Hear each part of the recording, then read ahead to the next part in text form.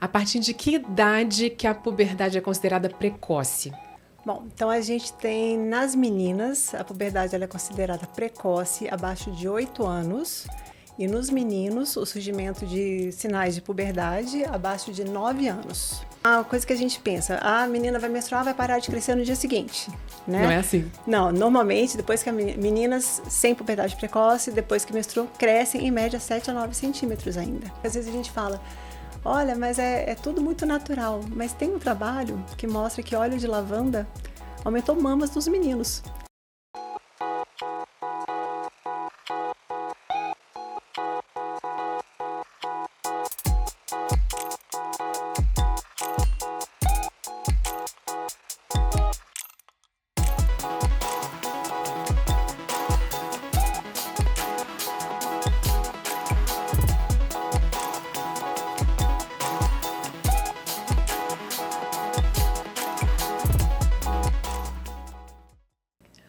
Olá, seja bem-vindo para mais um bate-papo didático e descontraído com especialistas que vão nos ajudar a viver mais e viver bem. E o assunto de hoje é puberdade precoce. Quando intervir? Um assunto que vem gerando cada vez mais interesse pelo número de casos que vem aumentando nos últimos anos, principalmente na pandemia. E a convidada de hoje é a doutora Ana Cristina Bezerra, que é coordenadora do Serviço de Endocrinologia Pediátrica do Hospital da Criança de Brasília. Obrigada por ter vindo. Obrigada pelo convite, agradeço por estar aqui. Bom, vamos começar entendendo um pouquinho a partir de que idade que a puberdade é considerada precoce. Bom, então a gente tem nas meninas, a puberdade ela é considerada precoce abaixo de 8 anos e nos meninos o surgimento de sinais de puberdade abaixo de 9 anos. Então meninas 8, meninos 9. E quais são esses sinais em cada um? Nas meninas, então, começa geralmente o surgimento de mamas, depois pelos e, por último, a menstruação. E nos meninos, o aumento do volume testicular, que isso a gente mede geralmente no consultório. Geralmente os meninos não vão saber, né? E os pelinhos pubianos, tá? Geralmente é essa sequência. Quando a gente fala nos pelos, vem uma dúvida, eu sou mãe de 2 meninos, e aí começa a vir aquele pelinho mais clarinho, mas que já chama atenção e a gente fica muito em dúvida se aquilo já é uma puberdade precoce, se algum sinal é ou não. Então, geralmente é aquele pelo mais alongado e que começa a encaracolar, né? O pelo pubiano mesmo, né? Aí, mas assim, se o pelo está mais escurecido e mais alongado, já vale a pena, se tiver abaixo dos 9 anos, procurar uma avaliação, né?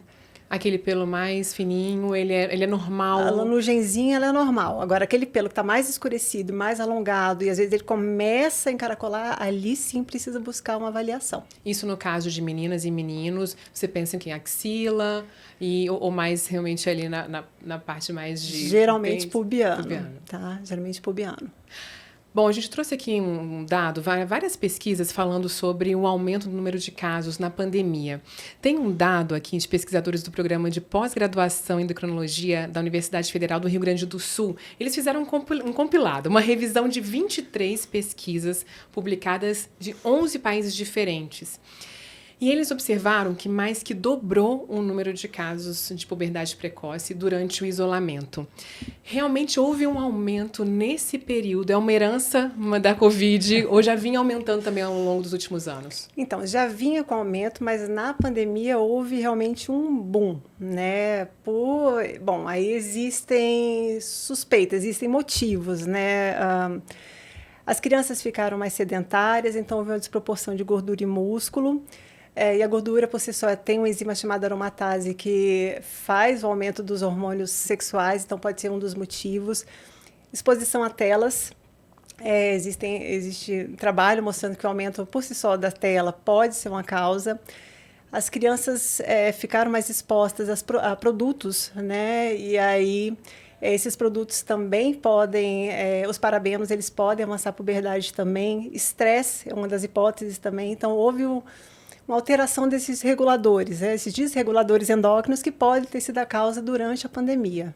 Né? Juntaram todos ali num período, principalmente de um ano, um ano e meio, 2 anos aí, que realmente fez esse boom na pandemia. Quando a gente fala dessa questão de tela, são estímulos que, por exemplo, qualquer tipo de assunto ou alguma coisa que desperte ali a sexualidade? Não é o assunto, é a tela. A tela em si? Isso, o assunto ele pode mudar comportamento, mas a tela por si, ela pode estimular a puberdade. Nossa, agora realmente a gente fica mais preocupado, porque a gente acha que está controlando, né? O tipo de assunto que o seu filho está tendo um contato, acima de 12 anos, de 14 anos. Então, na verdade, não é isso, não é um filme que fala que tem alguma coisa mais ali que leva para o lado sexual. Não é isso. Não, é a tela por si só, mas o comportamento é lógico que é importantíssimo, né? Assim, o que seu filho está vendo, você tem que ter o controle absoluto, mas para a questão da estimulação da puberdade em si, é a tela. Além da tela, existe a questão do plástico, que também é algo que a gente tem que ter atenção? Isso, a gente tem então os outros desreguladores, né? Então eu falei dos parabenos, que estão nas substâncias que a gente usa, que faz com contato com a pele, podem avançar. Os plásticos com bisfenol, né? Que não é só, por exemplo, botar o plástico no micro-ondas, é aquecer a comida e colocar a comida quente no plástico, que você também vai esquentar o plástico, né? Então a gente tem que ter esse cuidado. A soja, né? A soja também pode avançar a puberdade, né? Então, são fatores externos que avançam a puberdade. Por exemplo, na pandemia tinha muito álcool gel com parabeno. E a gente ficou nessa de muita higienização, né? Medicamentos têm parabenos, né? Então, os próprios medicamentos têm parabeno e a gente fica... Mas os pais, às vezes, me perguntam, né? Mas com a questão do parabeno, eu vou tomar remédio? Vai tomar o remédio quando precisar. Agora, tomar coisas desnecessárias, a gente não precisa. Mas a gente tem que ter esse cuidado de... Vai precisar da medicação, a medicação tem parabeno? Pode tomar. Com relação ao plástico, a gente tem que ficar atento ao quê? BPA. BPA. Se não tiver, tudo bem a gente usar. Princípio, sim, pode usar tranquilamente, mas eu particularmente prefiro louça. A gente evita qualquer problema. Isso. Tá. Com relação ao parabeno, o que são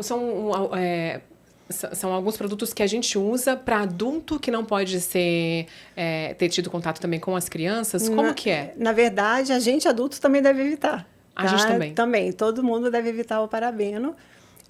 São substâncias que simulam substâncias, hormônios, né?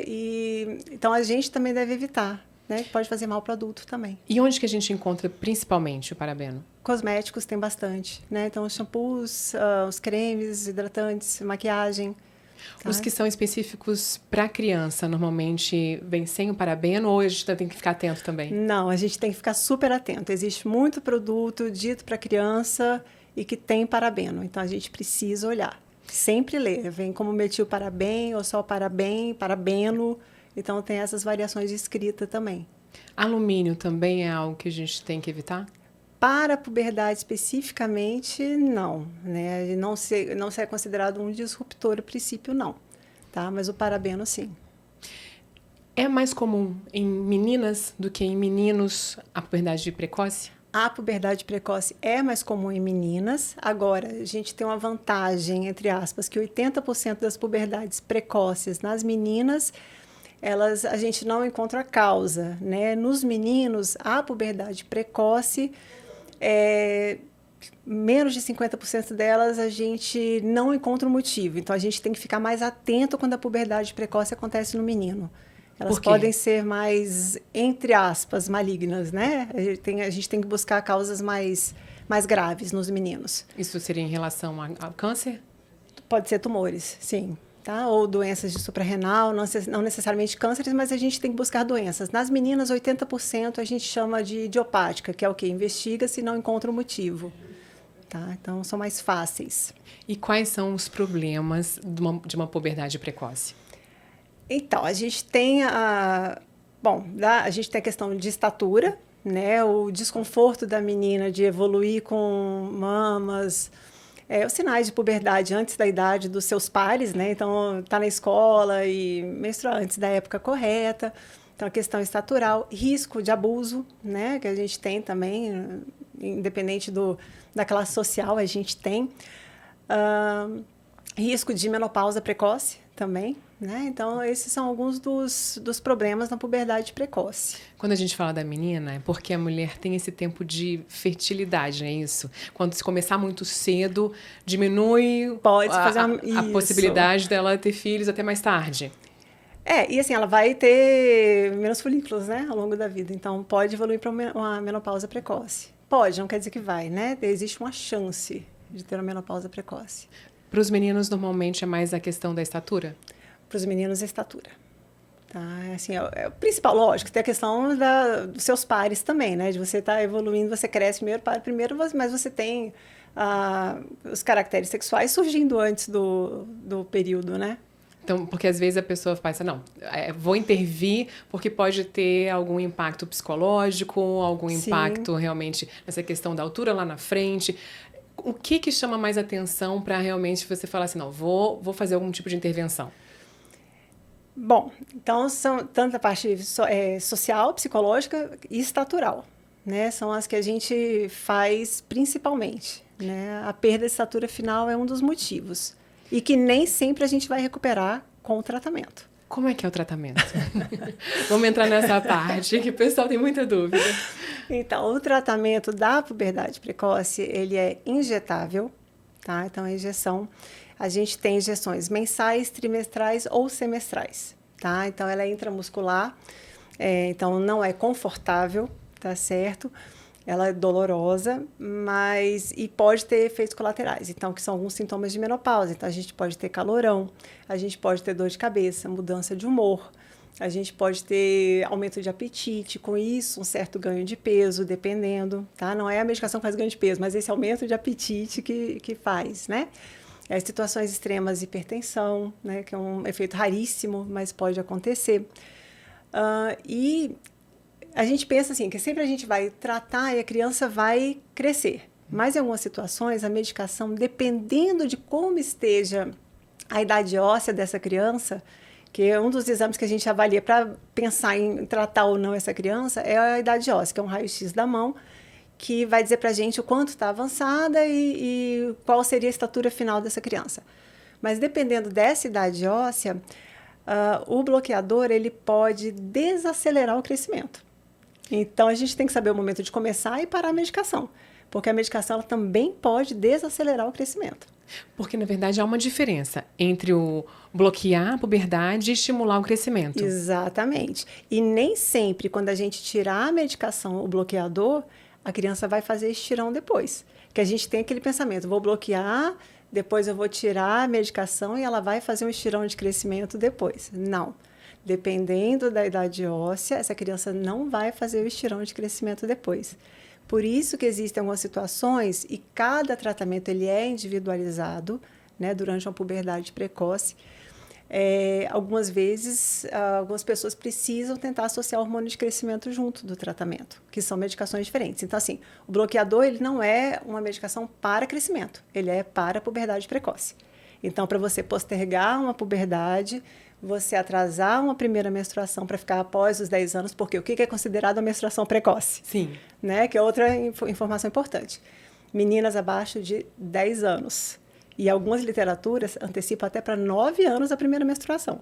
E eu, como mãe, também acho precoce. Eu acho também. Cedo, né? Porém, é o que a literatura traz.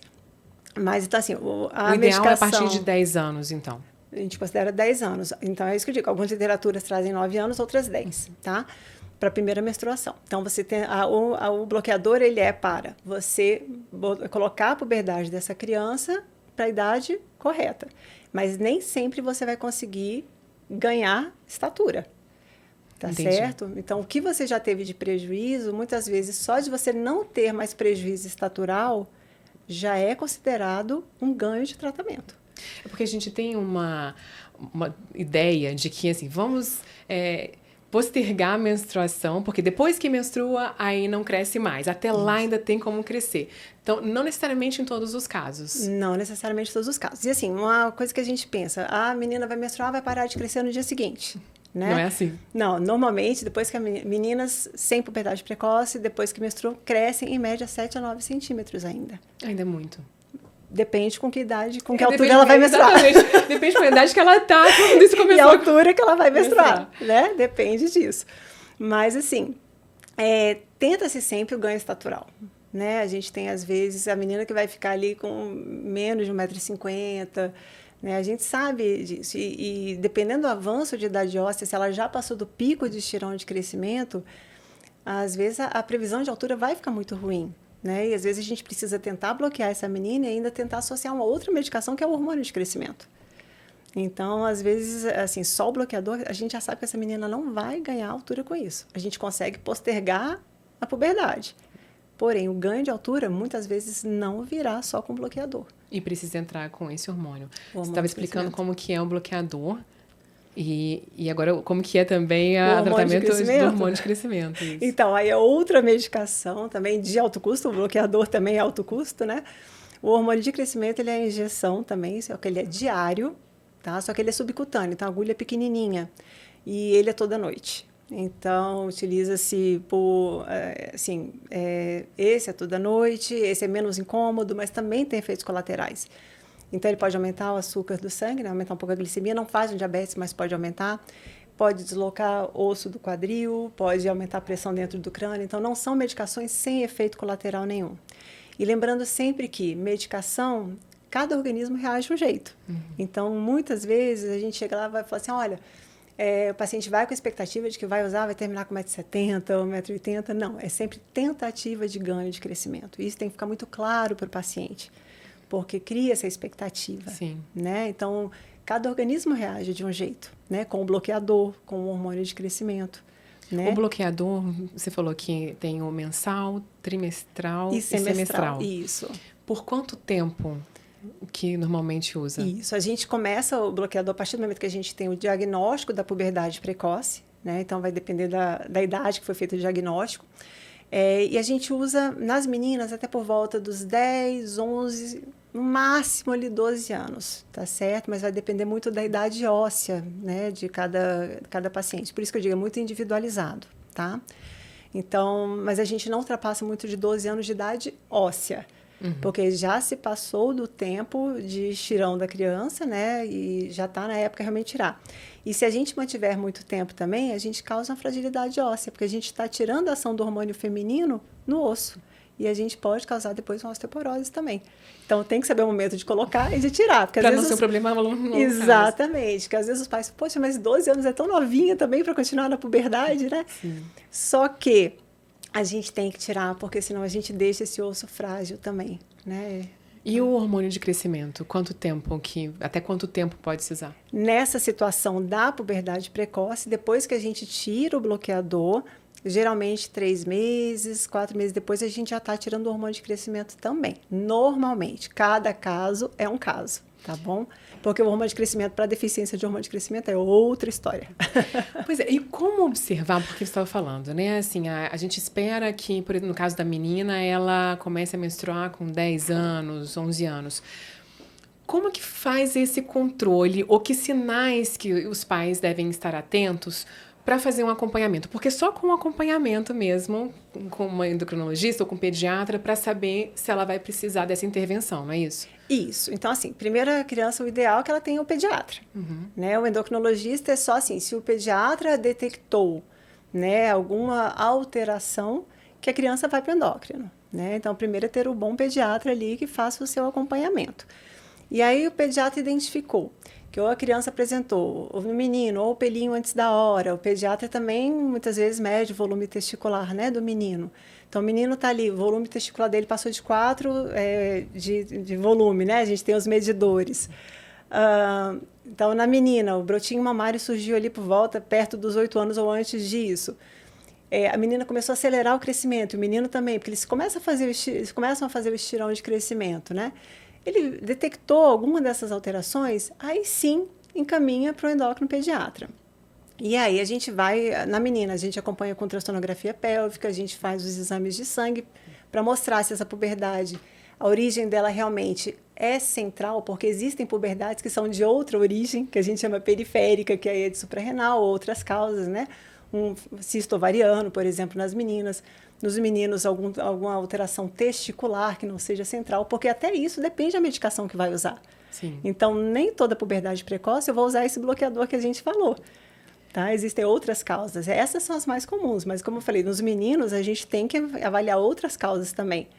Né? Claro. E, então, por isso é importante esse acompanhamento com o pediatra, até um pouco mais velho um pouquinho, porque a gente tem aquela questão de que quando tá com o bebê, a gente leva lá todo mês, depois é de 6 em 6 meses, acabaram aquelas vacinas, você só leva quando tá com algum problema. Ah, o nariz correu, sentiu alguma coisa, você já não pensa que não precisa tanto mais do pediatra. Mas é importante, inclusive, o quê? Uma vez por ano? Mesmo que não tenha Pelo menos sentido uma nada. vez por ano. Tá? Pelo menos uma vez por ano. 1, 2 vezes por ano, acho que vale a pena. Acho que sempre é prudente levar para o pediatra. Até que idade? Aí depois tem o ebeatra.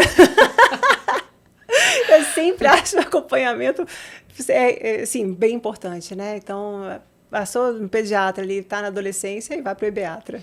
Mas então, até ali os seus 12 anos, 13, que é essa 13, fase mesmo ali, isso. né, de crescimento e tal, é interessante mesmo que tenha esse acompanhamento. É importante porque você vai ter que ver a idade que o menino entrou em puberdade, está tudo certo, e tem as puberdades atrasadas também. Que também né? são importantes. Que também são importantes.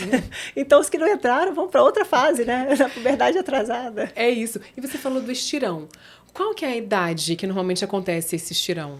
Nas meninas, por volta dos 10, 11 anos, nos meninos, por volta dos 13. Quando você falou do diagnóstico, você falou do raio-x para ver a idade óssea, isso tudo é associado a algum outro tipo de exame? Então, a gente tem a idade óssea, que é o raio-x da mão. Nas meninas, ultrassom pélvico para essa parte de puberdade. A gente tem exames de sangue também. Que na menina a gente faz um exame geral, mas a gente pede LH, FSH e o estradiol na menina.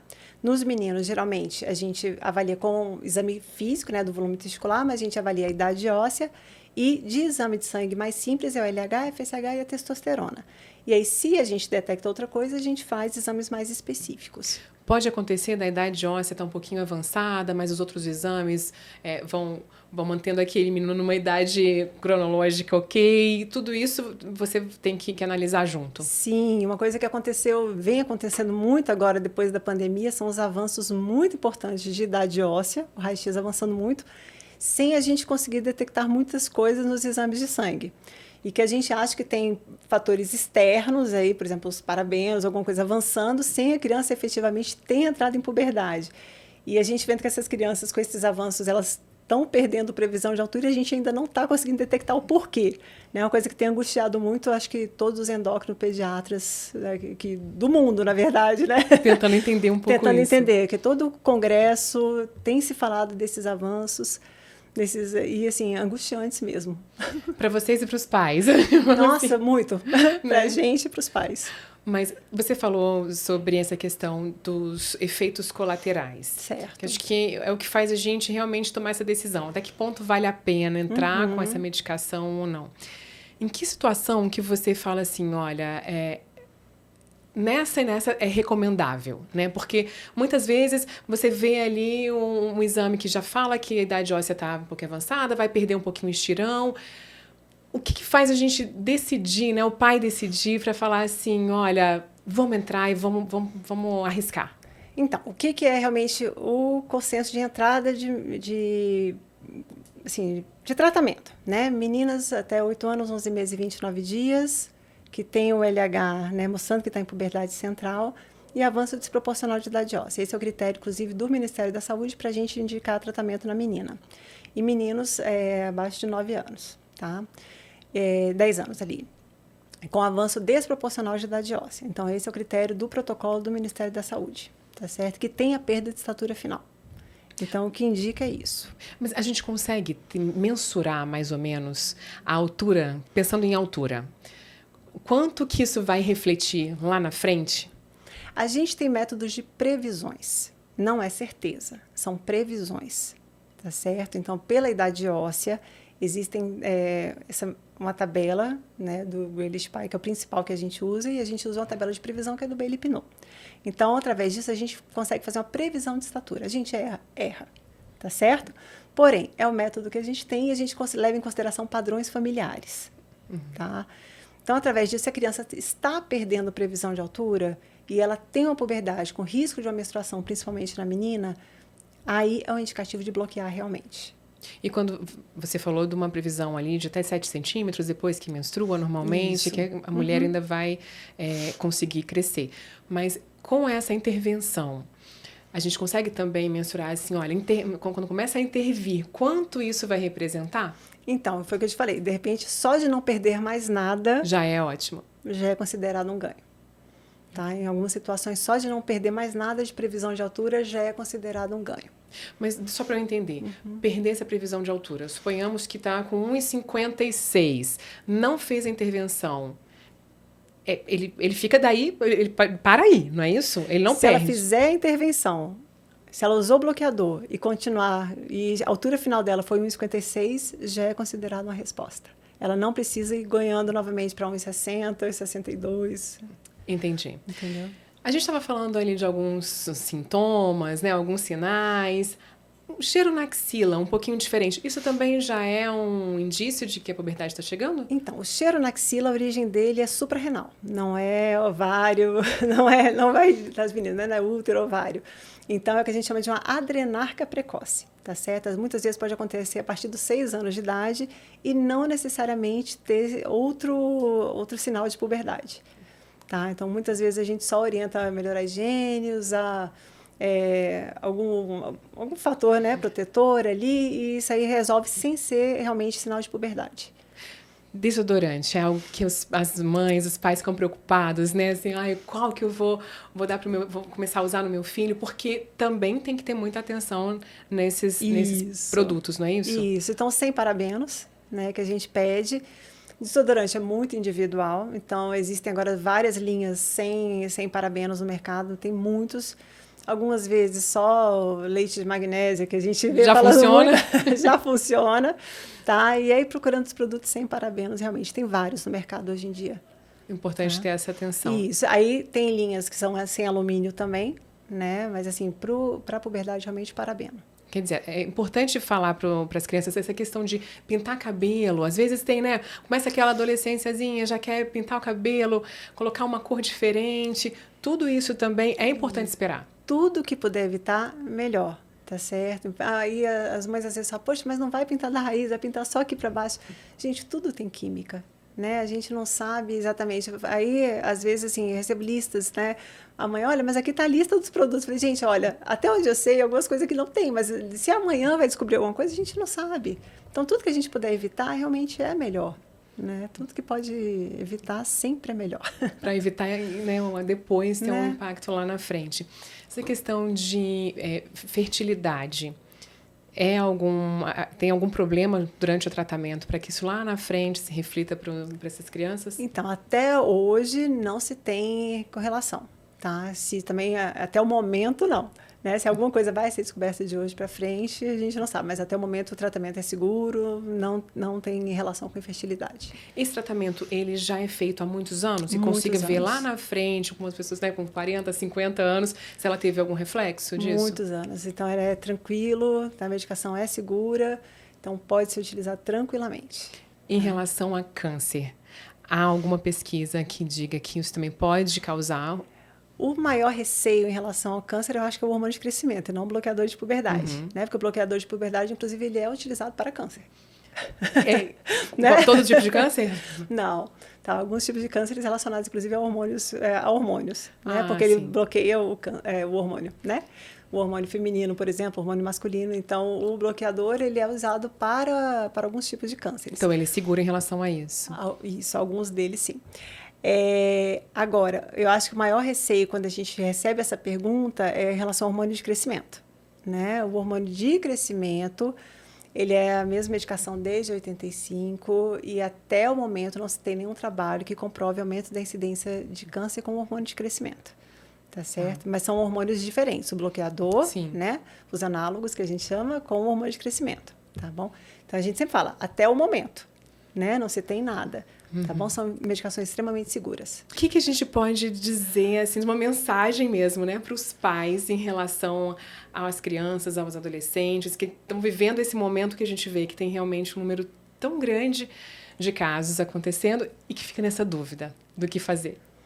Eu acho que o principal é vamos cuidar das crianças, vamos manter acompanhamentos regulares com seus pediatras, Vamos tirar essa meninada à medida do possível da frente das telas. Vida saudável, né? Tentar, na medida do possível, manter as crianças com peso saudável, porque assim, a gente sabe que a obesidade tem uma influência grande nas puberdades, né? Nas alturas finais. Então, assim, tentar evitar estresse. Esse às vezes é difícil de controlar, né? Esse é difícil demais, né? Usar o menor fator externo possível. Um recado para os pais: vamos tentar ao máximo evitar produtos na gente, né? Porque o que a gente tem visto, a quantidade enorme de mãe e pai fazendo reposição hormonal, gente, vamos tentar reduzir isso na gente, né? A gente tem visto muita mãe e pai e a gente sabe que isso pode também influenciar e passar para as nossas crianças. Ah, né? isso é importante. Quer dizer, isso também não está passando na criança, está passando na mãe e no pai. Isso pode refletir na criança. Pode. Muita criança vai para a cama da mãe e do pai à noite, né? E assim, a gente abraça nossos filhos e tem que abraçar muito mesmo. Tem todo um chamego que é importante e necessário. É importante. Então, assim, a gente teria que lavar a roupa de cama separado, muito cuidado, né? E a gente está passando por um momento que, assim, muita gente muito jovem fazendo muita reposição, né? E a gente não sabe isso também a longo prazo, como é que vai ser. Então, assim, evitar o máximo de estresse, vamos tentar usar mais coisa natural, né? Uma coisa que eu não falei também de coisa natural, só Claro. Uma coisa que eu acho importante, que às vezes a gente fala, olha, mas é tudo muito natural. Mas tem um trabalho que mostra que óleo de lavanda aumentou mamas dos meninos. Então, quando a gente fala de óleos essenciais... Que a gente acha que é super natural e pode passar a qualquer hora. Tudo, né? Então, assim, vamos evitar ao máximo essas coisas realmente, né? Então, só uma curiosidade, né? Que nem tudo que é tão natural também é bom, né? E a gente fica sempre buscando, poxa, o que eu estou fazendo, né?